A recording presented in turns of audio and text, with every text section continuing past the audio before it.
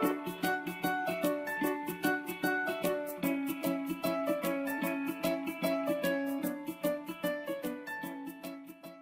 welcome to LTSIG LTSIG event, September event.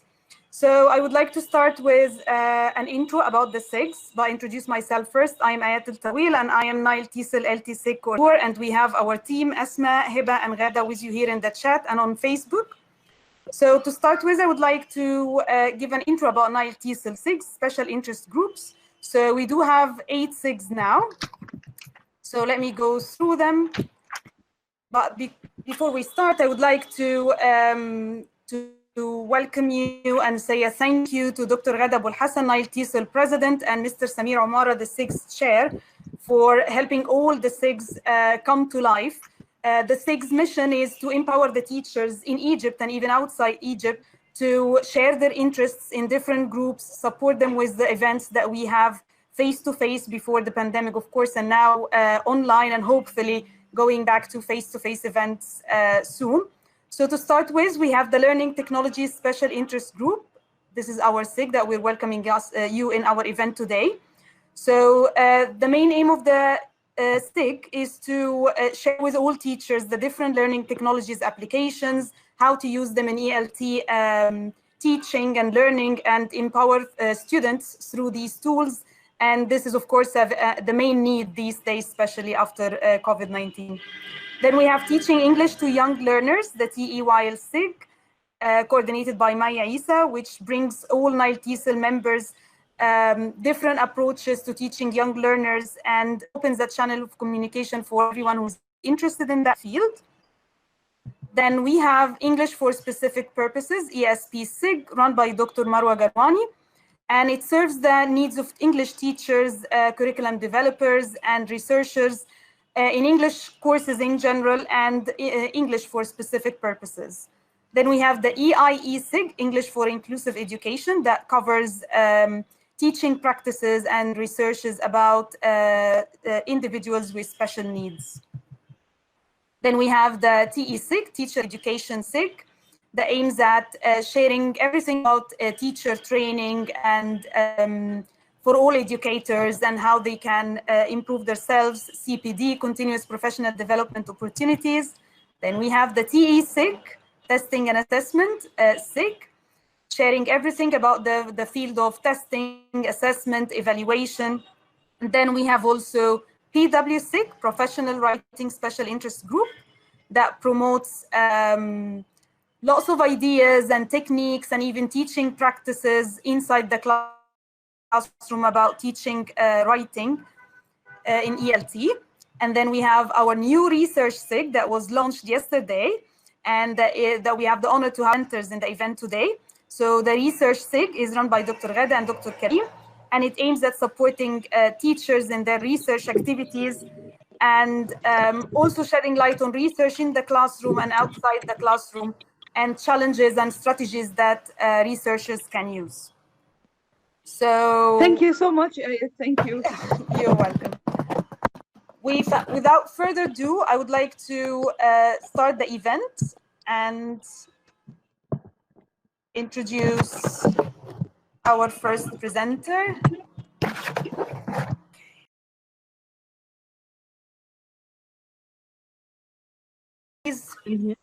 Okay, let's welcome Dr. Aliki is presently doing her doctorate in educational leadership, which includes an action research about online student engagement. She's extremely passionate about experiential learning and believes that it is not as you can master, but rather about the strategies and use to engage and motivate the students. Okay, and I would like also to highlight Dr. Aliki's topic today. She's mainly going to talk about classroom management with technology, as this is the topic of our event today. And at this session, she aims at involving a few strategies that people could use with Google Slides and Google Docs. And of course, that will also include few basic tools that can ensure students' engagement. Among these tools, we will find also Crucial and Gravity. Okay, and this would lead to efficient classroom management. Let's welcome Dr. Aliki, and here you are. You can start. Thank you so much for your lovely introduction. That was very sweet. Thank you. I'd like cameras on if possible, please. Everybody who doesn't mind having the camera on, it's really essential that I see you. Thank you so much for putting your cameras on, Ms. Wafa and Ms. Miriam. Really appreciate that. And May, Ms. Maha. Many people, thank you for putting your camera on. It's really essential to have cameras. This should be a rule with your students too, because if you don't ask for the cameras on, they can put cameras off and you won't know if they are there, and you will not be able to engage them actively. So it is quite important. Okay, anybody else willing to put their cameras on? Waiting for some more people. I'd love to see your faces. Thank you so much. Okay, so my presentation is divided into two parts. I'm going to show you some little things to do with your students that do not involve complex tools. I find myself telling my students, do this flip grid and then follow this link to Padlet, and then go and do, and there's so many links they have to follow, it can be overwhelming, which is good. You should know all these tools, but there are certain things that you need to do with the students that can just get their attention. So I'll show you those first, and then I will show you a few tech tools that I have found very useful. I'd like to engage you, and you need to show me, if I'm going to ask you, this is an icebreaker. I believe that icebreakers and team building are two of the main ways that teachers keep their students engaged and happy and connected. So we're going to do a few icebreakers and then a couple of team building ideas. So the icebreakers, my first one, and it's a very common one, maybe you've used it already. If you have the cameras on, I'm going to ask you, would you rather do this or do that? And then you tell me 1, if you agree with the first thing, and 2, if you agree with the second thing. So if I say, would you rather eat a pizza or eat a hamburger? If you would rather eat a pizza, you say 1. If you would rather eat a hamburger, you say 2. You have to show your fingers to the camera. Okay, so this is a really cute one. It's very simple, but it gets students thinking, and you can base your questions on the actual lesson. So I'll ask you a couple of those. Would you rather teach online or teach in the classroom? I see mainly people saying 2. Nobody likes online teaching. Okay, lovely, thank you. Would you rather have a huge variety of tech tools, or would you rather master just 2 or 3 that you can use in different ways? Okay, some people want many tools, some people would like to master a few. Lovely, thank you for that. All right. Here's a personal one. Would you rather be very successful in a career that you're not that happy in, or would you rather make your dream come true? Okay, see a lot of 2s there. Yes, dream come true, successful career, dream come. Lovely. Okay, thank you for that. Would you rather read a book or watch a movie? Read a book, watch a movie. Okay, can anybody share an example of that?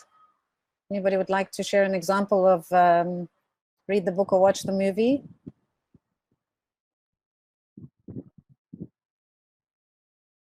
Yes, Ms. Wafa, would you like to share? Yes, I would rather read a book because I love reading so much. It takes me from the place to another place, exactly. Yes, definitely. Have you ever seen the movie after reading the book and thought, oh, that's so dull compared to the book? Sure. Yes, it happened before. I regret watching the movie because it ruined everything. Okay, let's give jazz hands. Everybody give jazz hands to Ms. Wafa. Thank you. Okay, with your students, you've got to use hands a lot. So you've got jazz hands, you've got stars, you've got fireworks. If it's something brilliant, you can give them a rainbow. Always use hands, and then everybody in class has to do it. So let's give jazz hands. Let me see your jazz hands. Lovely, jazz hands. Okay. Thank you so much for sharing, Ms. Mafet. Okay, would you rather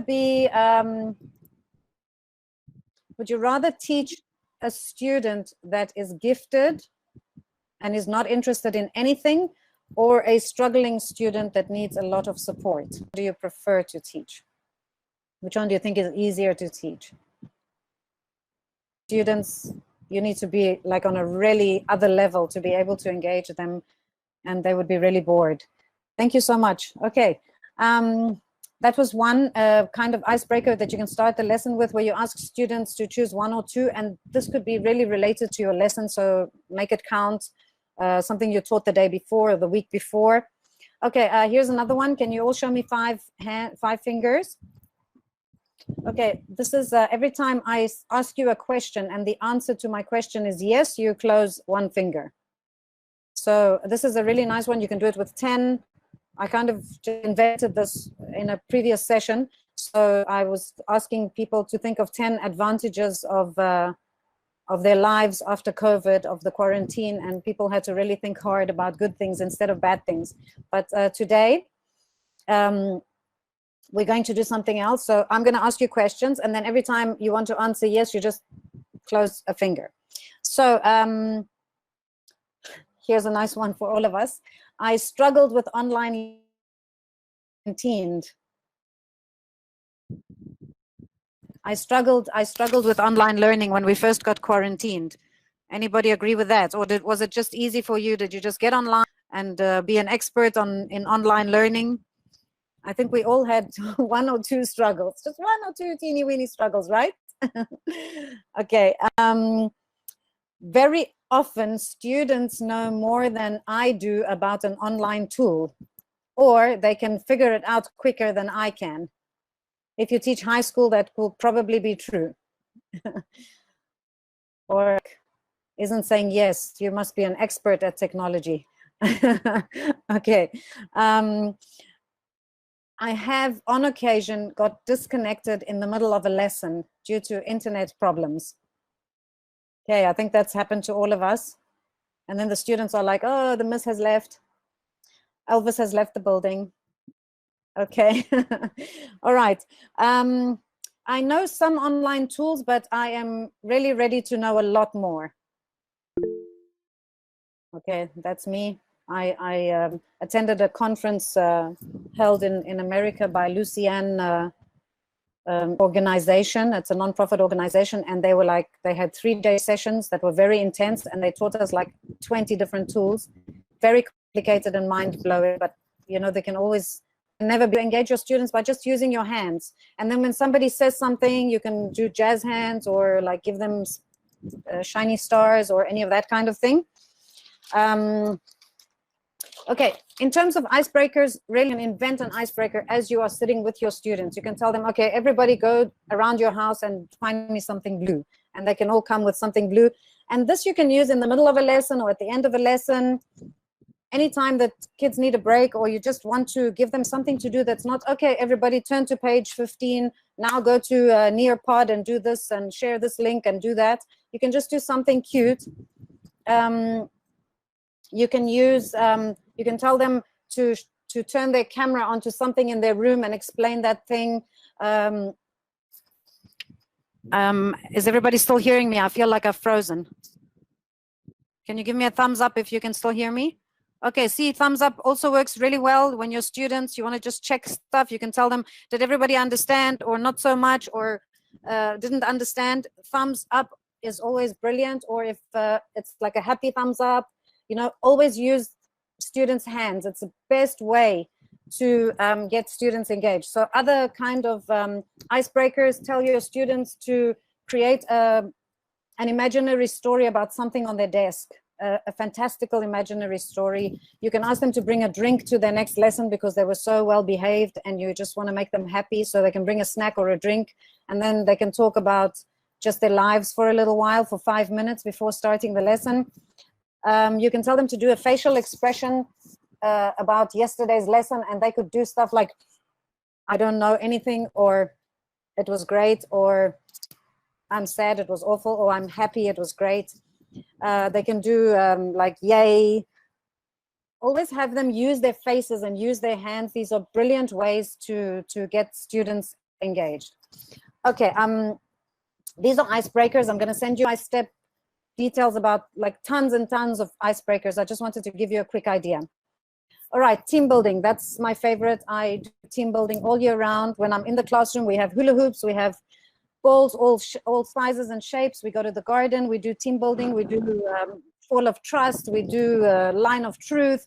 There is always team building, especially with, I think, especially with teenagers, but I think this refers to KG through 12.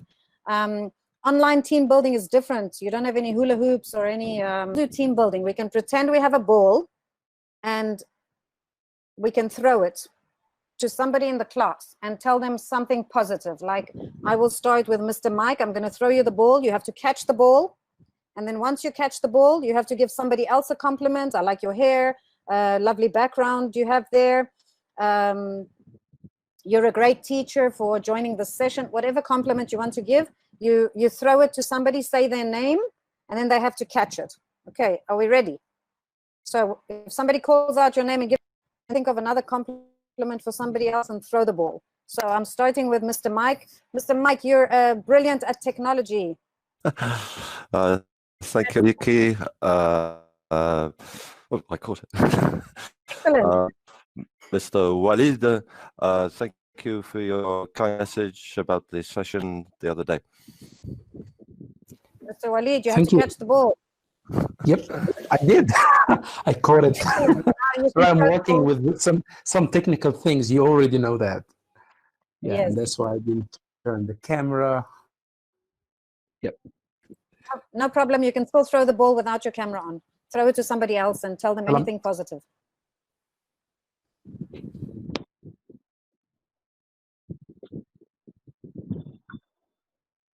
Okay, I'll take the ball from Mr. Walid. That could happen in class. And I will throw the ball to Miss Wafa. You're a brilliant reader, avid reader. I got it. I can say thank you to Maha because she is opening her camera. Okay, great. Okay, you get the idea of catch the ball, throw the ball. So somehow, everything that we do in team building in class, we can somehow adapt it to online. Like every single technique I've ever used in class, I found an adaptation for it online. The jigsaw, the carousel, the any technique I've ever used in class, I found some kind of adaptation, debate, philosophical chair, Socratic discussion. Even if it is sitting in a circle in class, we can still do it online. You just make a little tweak so you can use it. All right. Another team building thing that I do, and I hope the screen is going to share. I really hope the screen is going to share. If it doesn't, I'll just explain it to you. Are you guys seeing my screen? No, we couldn't. I can't see my screen. Okay, that's not a good thing. All right, let me get back. It may take a little while, but it will work. It will work? Just give it some time. Yeah. Are you presenting at the moment? I'll carry on presenting until you tell me that you can see. All right, it's called a fuzzy. We do fuzzies in class. That means that you can do it 1 month into school because most kids have been together the previous year, but maybe new students have come in. So you need to give them at least 1 month at school, and then you can do a fuzzy. Or I usually do my fuzzy at the end of the year. What is a fuzzy? Every student gets a piece of paper. They write their name in a very fancy font or fancy with a marker in a fancy handwriting at the top of the paper. And then we sit in a circle and we pass these papers on in clockwise or anti-clockwise direction. And each person has to write with their own different color a beautiful comment about the person whose name is at the top of the paper. So we have like 30 seconds and everybody writes a positive comment, and we switch. And the papers go around until every single person has written a positive comment about every other person. Shared yet? Oh, is it sharing? I feel like, okay. That's sad. Well, online, I figured out that can you try it again, Aliki? Okay. Can you try it again? There is, yeah, below at the, yes, at the bottom right side, there is the present now? Yes, I did Can that. you see it? I'm gonna just cancel. so I Okay, can and then you have to click. on share. You have to select the scene that you'd like to share it, and then confirm. Click OK. It should be again. The problem is that it's here. It's just cancel is working, but I can get it here. In the meantime, I'll carry on. Okay, you can send it to us. You can send it to us, and we'll do the sharing for you. Okay, I'm gonna. So while you are explaining, okay, that's okay. Let's try one.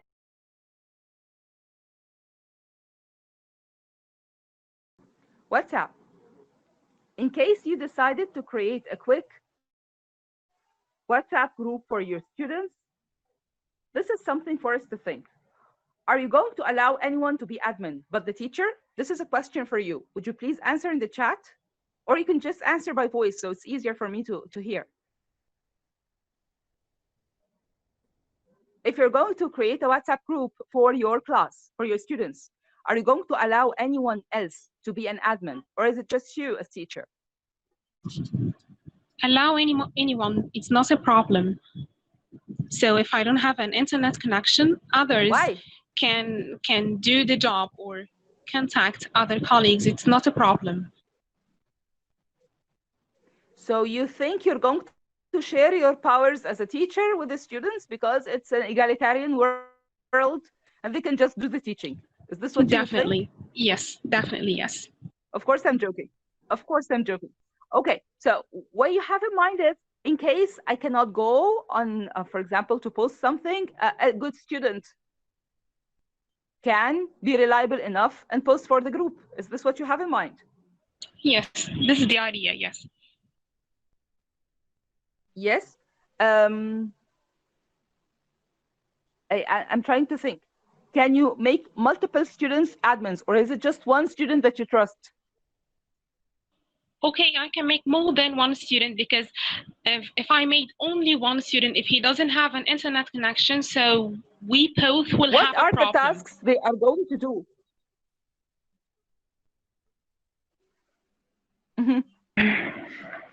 What are the tasks that you think the student will do? The task of the admin. What is the task of the student? Add more students? Post for them?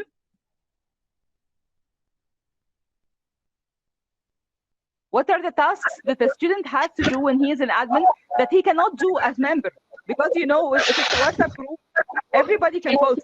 You have to be an admin to post. Is this true? Can I share something? Yes, please.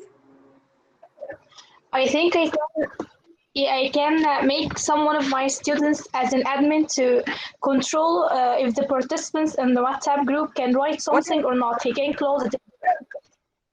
If they are kidding together, maybe they are saying something away from my topic, and I'm not available to control it. He can control it instead of me if I'm not here.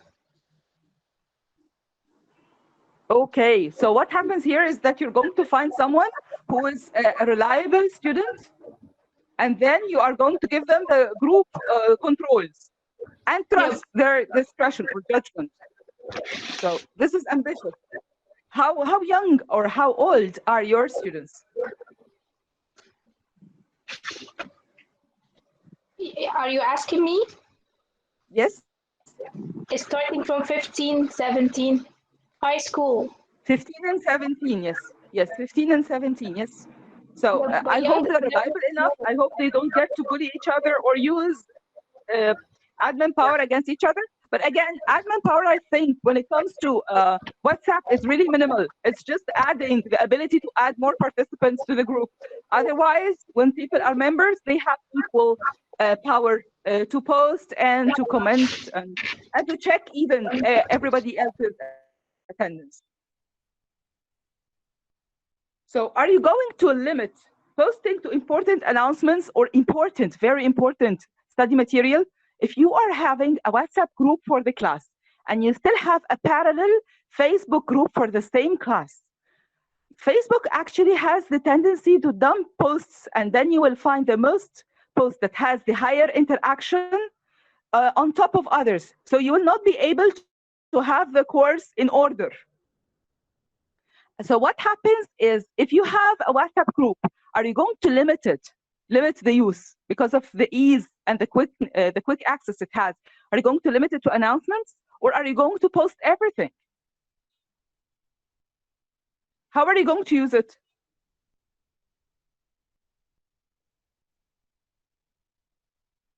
Hello? Yes, Dr. Ghada. Yes.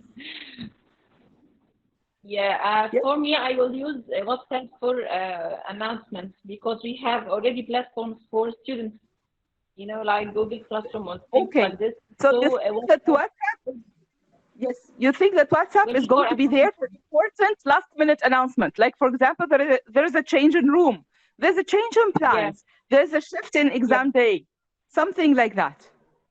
Yes.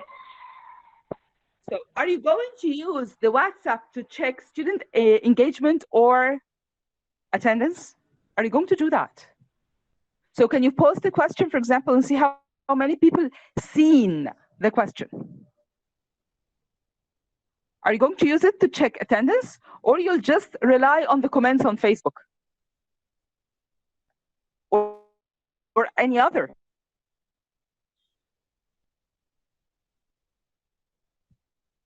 Okay, do you have a plan for that? Or maybe it's just like food for thought? Okay, the level of impact a teacher has in their classroom is all about how integrated he is in student platform.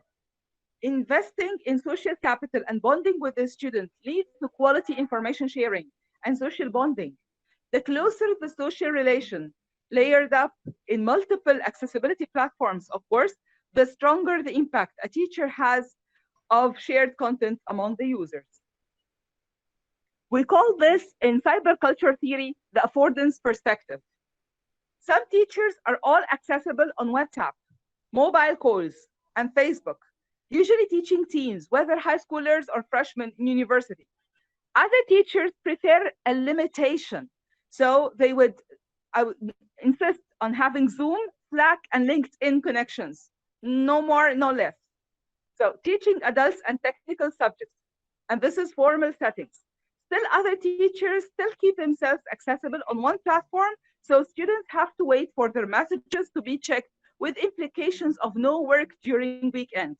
And this is also, it happens with teaching adults. So it's just one platform. Teachers are only accessible during some hours, and otherwise they don't answer messages. Okay. The implications. Research on Facebook shows that levels of participation on class, e-groups, or general profile interaction determines the extent of information sharing and knowledge.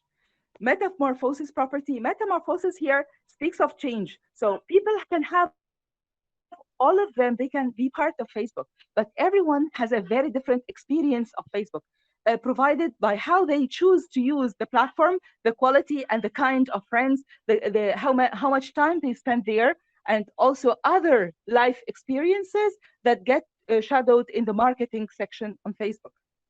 So there is a very peculiar experiences for each of us. We don't share the same thing everywhere.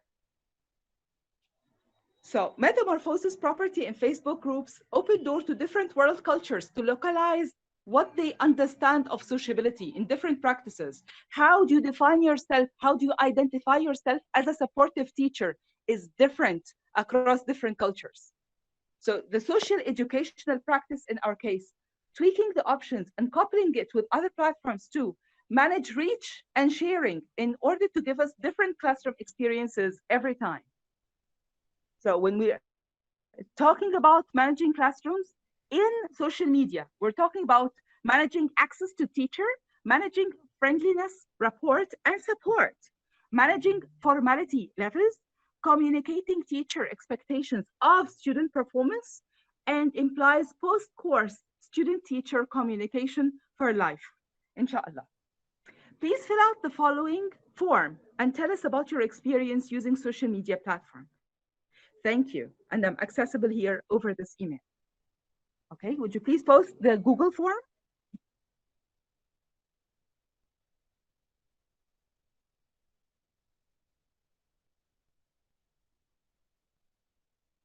Yes, please.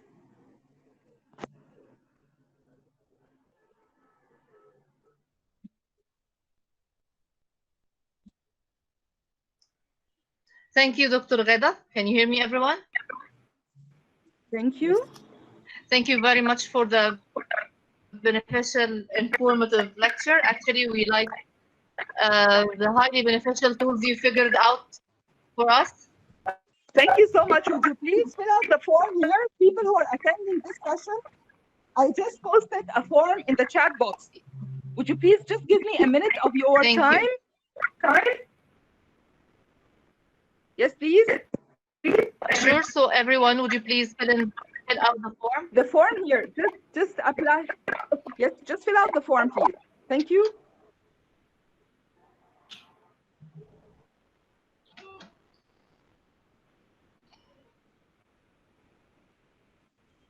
Okay, so now it's time for Dr. Mariam Abu Khalaf.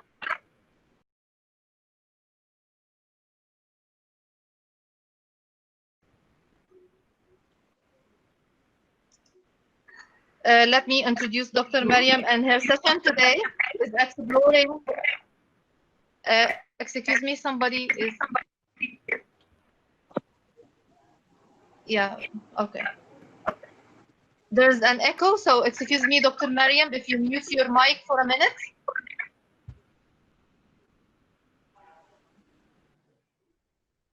Thank you very much. So let's go through this session. We'll continue together with Dr. Mariam Abu Khalaf. During the session, we'll be exploring new helpful tips for virtual classroom management.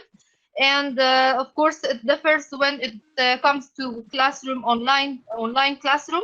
So together we'll see which tools could be used in online classes as well as face-to-face classes. Dr. Mariam Abu Khalaf holds a PhD in education from Atlantic International University in USA, and also she holds a TEFL certificate in teaching English as a foreign language from Notting Hill College, England. She also has a professional training of trainers, TOT, from Modern Canadian Foundation for Human Development and Conferences. Welcome, Dr. Mariam. The floor is yours. Okay, thank you so much. Good afternoon, everybody. Thank you so much for this session. Thank you, Mr. Waleed. Thank you, Ms. Ghada, and thank you, Ms. Aliki. We learned a lot from your sessions. Today's session is online classroom management, and my presentation is going to be divided into 3 parts. The first part is how to make your classroom more effective.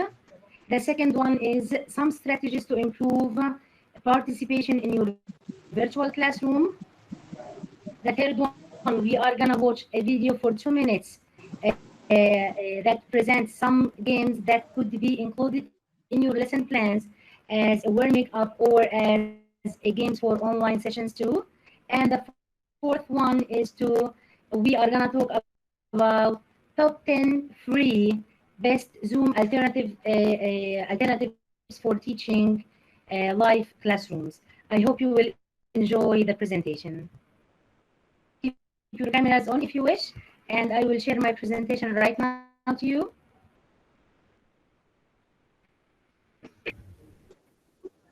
Yes, we can see.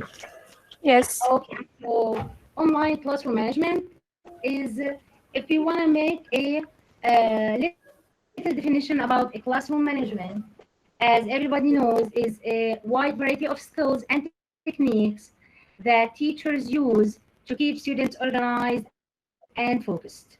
And as Ms. Aliki said, that a classroom management for her is to keep all the students engaged. Sometimes we are struggling when we have the children in the same room. So how can we maintain order and create a supportive learning environment when we cannot see them? I mean in the virtual classroom when they are not under our hands. So to teach effectively online, we need to see ourselves as leaders rather than managers.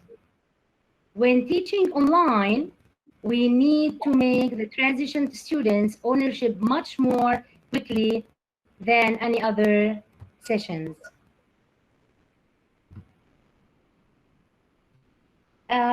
I have one question for you, and we can answer this question at the end of the presentation.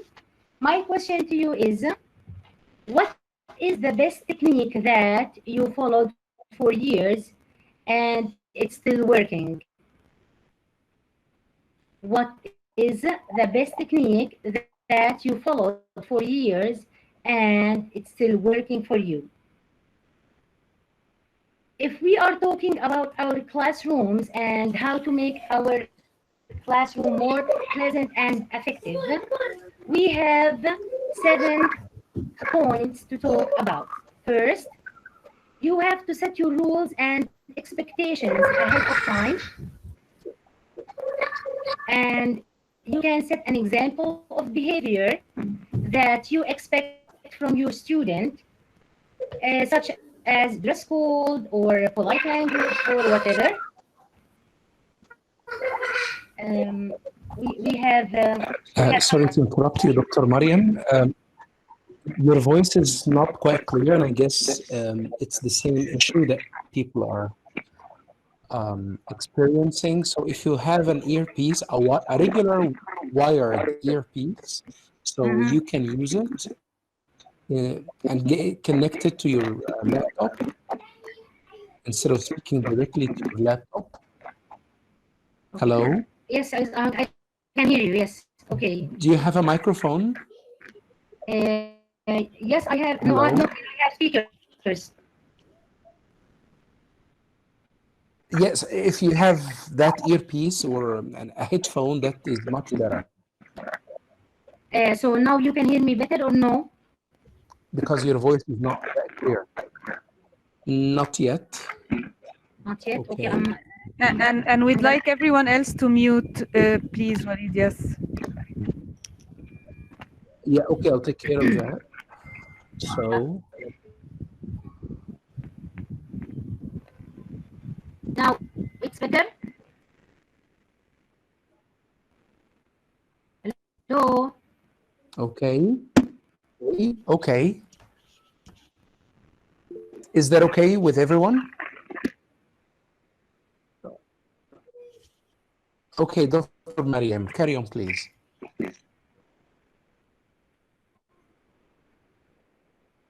It's okay. Dr. Mariam, hello. Yes, please go on. Mr. Walid, it's okay or not yet? You can go ahead, Dr. Mariam, and let's see how things will go. Okay. So the second point that can make your classroom effective is to establish a routine. It's to follow some norms and the lesson structures that you establish at the beginning of the course. The third thing that you have to do is to deal with disciplines issues in a virtual classroom immediately and without any exceptions. Actually, it is recommended if there is one student who breaks the rules, you have to talk to him privately and to encourage other students to improve their behavior, the good behavior, I mean. Include everyone and encourage questions. We can include various teamwork projects and divided the students into groups via the breakout rooms, and to encourage their critical thinking questions. A teacher can be friendly, but in the same time, he can be firm. The positive attitude is much more effective with students of all ages than punishment. Students like teachers who are friendly, but in the same time, who is firm. Praise your students. Explore different ways of praising them, like making badges, cartoons, puppet songs, etc. The seventh point is to be confident and positive. The best way to avoid stressful situations during teaching is to prepare in advance. So be prepared and be confident and be a positive teacher. Dr. Mariam, I think that we cannot see the whole slide.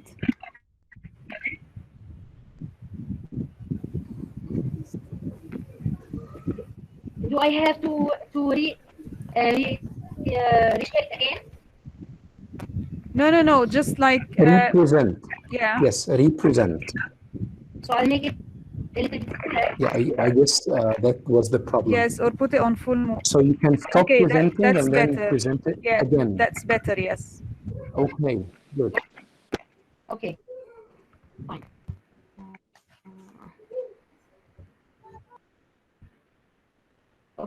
Okay. Is this much better? Yes, that's good. Thank you. We have a lot of strategies to improve participation in our virtual classrooms, but today I'm gonna talk about 4 tops. The spider web discussions. Students led their own discussion over Google Meet. You can, before the live classroom, you can ask the children and to answer some questions that you prepared for your classroom. So they know each other better, and they can establish a new friendship. Using chats to check for understanding, like we did now. We are making like a thumb up, we are chatting, and we are putting some messages to make sure that we understand things and concepts. Flip your classrooms to stimulate deeper discussion. Blended learning worked well to stimulate student discussion during remote learning. The online forums to create back and forth dialogue. Using Google Classroom's questions feature is a good example to get your class to respond to readings and discussion prompt during remote learning. I would like to present for the coming 2 minutes a very short video that presents games and some break ice. You can add these things to your lesson plans for warming up.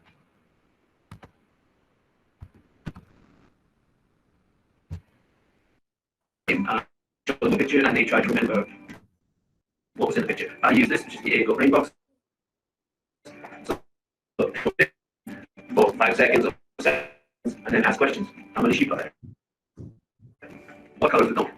You can do it with magnets, make your own picture, show the picture, and then take it away, change something about the picture, and see if they can see what you changed. Dr. Mariam? Entry. Dr. Mariam. Hello, Dr. Mariam? Hello, Dr. Mariam. Well, I don't know if you can hear me. Actually, the video is not presenting, so so if we can just skip the video, we can share the link so people can see it later. Because also the voice was not clear. Hello, Dr. Mariam. Dr. Mariam, can you hear me? Hello, Dr. Mariam. Hello. So I guess that Dr. Mariam is experiencing another issue. Do we have some other questions till she gets back? Ayat, Hiba, and Asma, Ghaba. Mr. Walid, can you hear me? Hello. Is that Mariam? Yes. Yes, I can hear you. I guess there was a problem with the video that you were displaying. Oh, this is So it was not displayed correctly, and the voice was extremely distorted. With all like internet sessions. A lot of my time, this is my first time that these things happen to me. I'm very, very sorry, really. No, it's okay. Maybe it's just a weak connection. That's why the voice was not clear. So is this? Do you mind if you share the link to the video? Yeah, I will share the rest of the presentation. Is this sharing now? Well, it's not sharing now, so I had to stop it myself. Okay.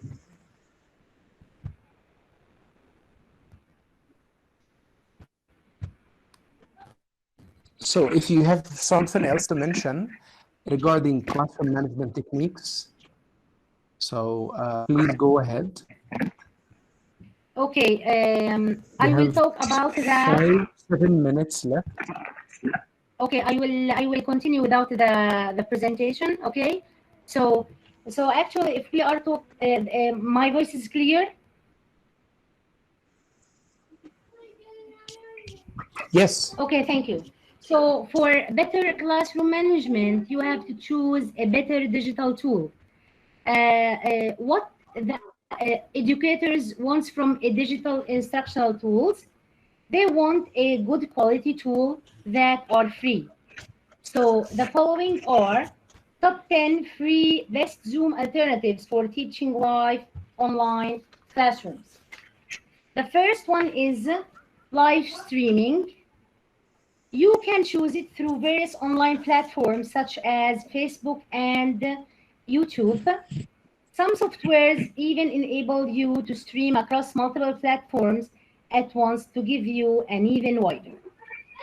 The Skype, which is here since 2003, and it continued to be the most and still among the most popular video chat tools that are available today.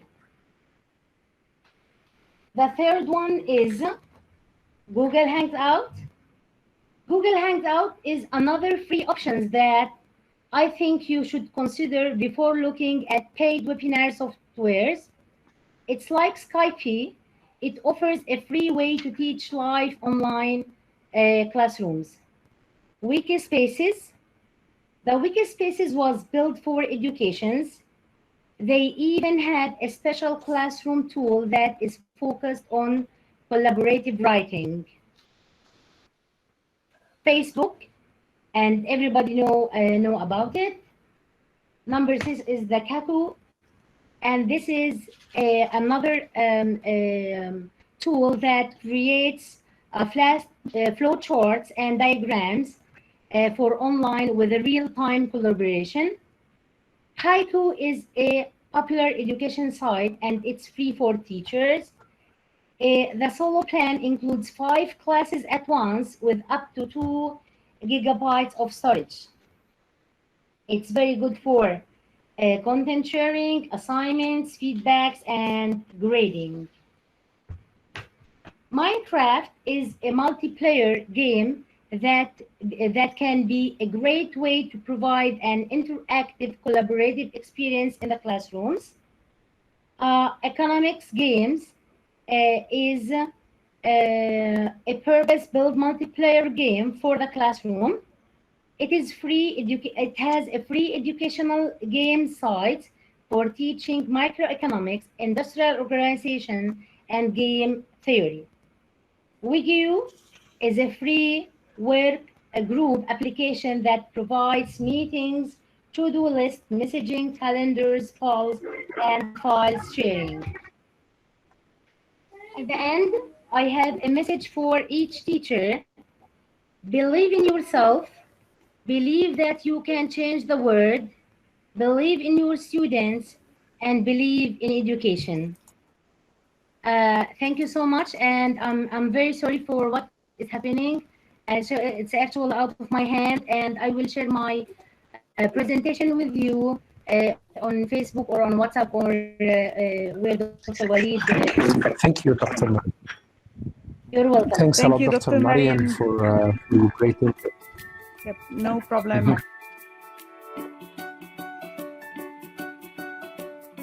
Yeah? Sure. Okay, Yes, sure. Great. So the first question was about using an HP laptop. So the question was, can someone use it? Or because I think your screen looks like it was an Apple laptop or something like this. So, yes, with what? CoSpaces? Yeah, with CoSpaces. CoSpaces can be used on any device, and you just link with whatever device you have. Even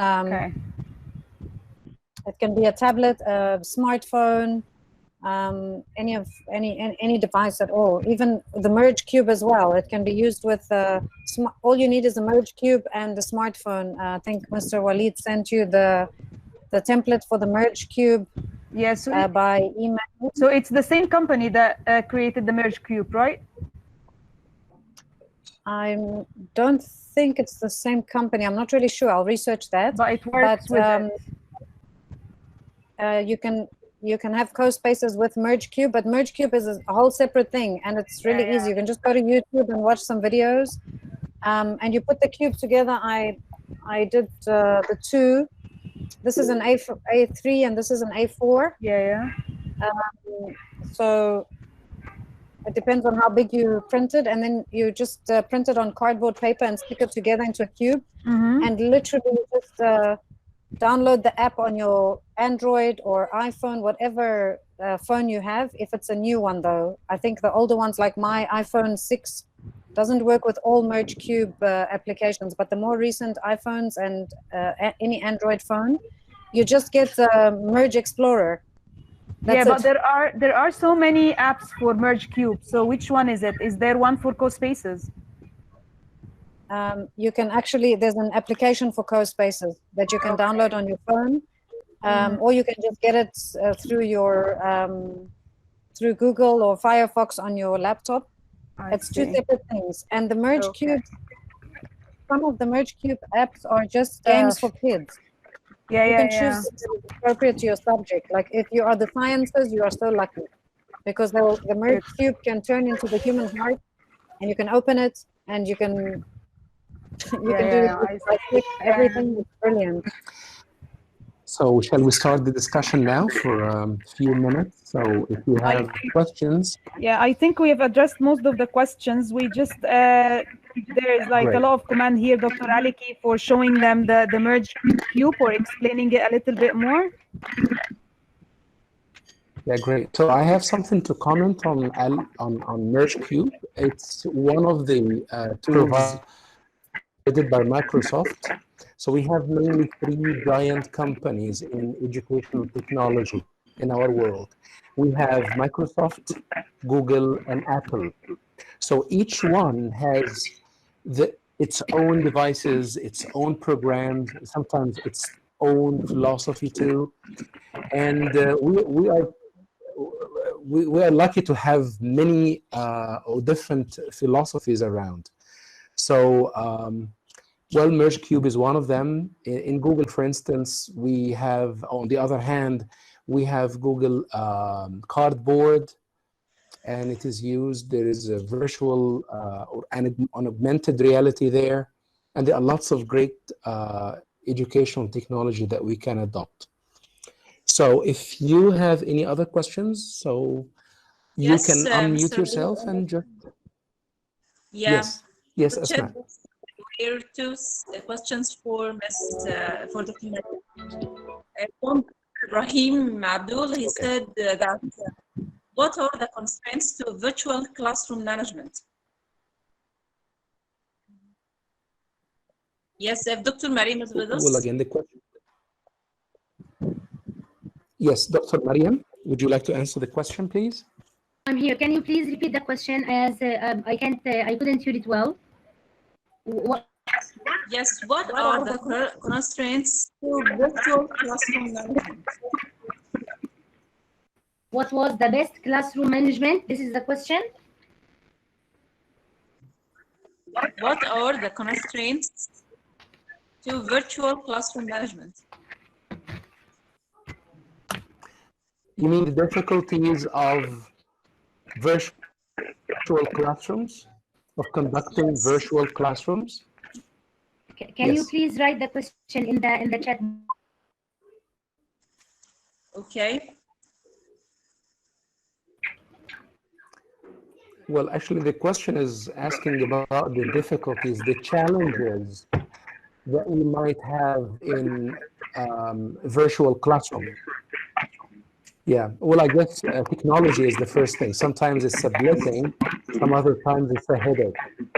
But we are trying to make things easy as possible. So you don't have to, from my point of view, you don't have to be that picky. but let's listen Actually, you think to Dr. Mariam comment. Strengths in the virtual classrooms. I think the best, if you are talking about the best tools are the tools that we know nowadays, such as Google and Zoom and the Microsoft Team. The thing is, the teacher is the only person that decide which tool is the best for him and for his students, as everyone can be good and bad in something. So if I feel that I can use a very good one of the tools, so there is no, you can learn another one, but if you are very good in one thing, just go through it and just use it in the classroom. So another question that he said, how to correct online errors? Is this question for me? Yeah, for Dr. Okay. Mariam. So do you mean by online errors? Do you mean when children they have some mistakes? I don't know what does it mean. We can talk about it. Do you mean when I have to check something for the kids and how I can make it for if they have mistakes? This is your question? Yes, yes, yes. Okay, so some teachers, they are using WhatsApp in doing this. It means that when I have an exercise and children, they have to do it by themselves, they are making a picture of their exercise and they will send it to the teacher via WhatsApp or any or Messenger or whatever. And the teacher use some tools from like the pencil and correct the sheet and then send it back to the child. Myself actually, I use this, and also I use a peer. I love to use peer teaching. What does it mean? It means I am putting the children in different groups, and I am asking them to send the work to each other, and they are the ones who are checking the mistakes to each other, and I will put the model answer at the end of the session. But it doesn't, but this is not for all the time and not for all the ages. It's only to change a little bit the mood of a teacher who's gonna check all the mistakes, or who's gonna do all the work. Exactly. So it could be peer Exactly. teaching, and it could be also yourself as a teacher, you can do it. Yes, so thank you, Dr. Yeah, Mariam. thank you, Dr. Mariam, for your input. Aliki, do you have something to comment?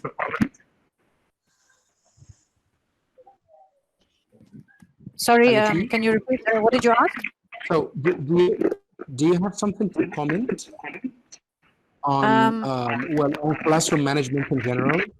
A piece of advice or something? Yes, I agree with everything Dr. Mariam said, and I feel really bad for you that you had a problem with internet, because we've all been through that, seriously. I think classroom management for me is student engagement, and everything that both the other presenters basically said was the same thing. By using these tools and by getting the kids engaged through WhatsApp or whatever platforms you decide, or the many listed by Dr. Mariam, when they are engaged and they are in charge and they have ownership, this is what classroom management is. Because, you know, I'm not that kind of educator that can give wishy gifts, or, you know, that hard look, or have rules that kids have to follow. I think classroom management really does depend on you having a really good relationship with the students, using icebreakers, team building activities, a lot of things that will engage students and make them feel good about themselves, make them feel like they've accomplished something. Because, you know, teacher lecturing, that ship sailed. That must not happen anymore. I mean, Exactly. literally, my students cannot listen to me talking for more than a minute. They have to be engaged. Exactly, yeah.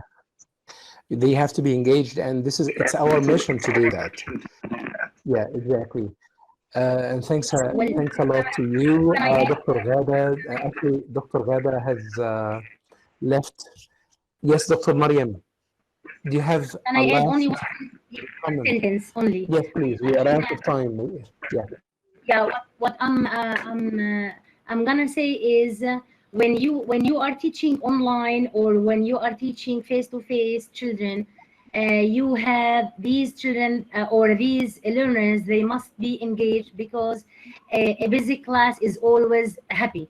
So when you are teaching them face-to-face, they are there under your hand, and sometimes your intelligence can help you a lot in doing a lot of things.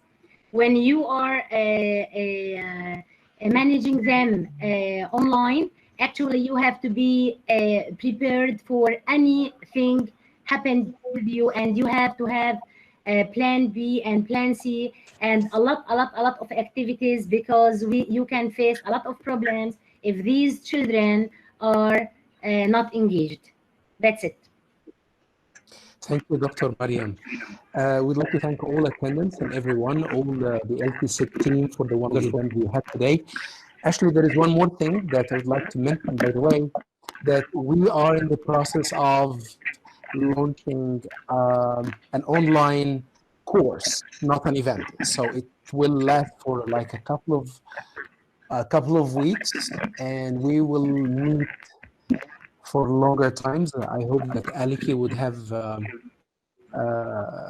have some time to join us during the course that we will have soon, inshallah. We will make the announcement on our Facebook and the other social media platforms. Thanks again. If you have any further questions, please leave it on our Facebook page so we can answer to you. Thanks again, and we hope to listen to lots of your success stories if you are implementing some of the ideas discussed today. Thanks again, and have a wonderful night. Bye. Thank you.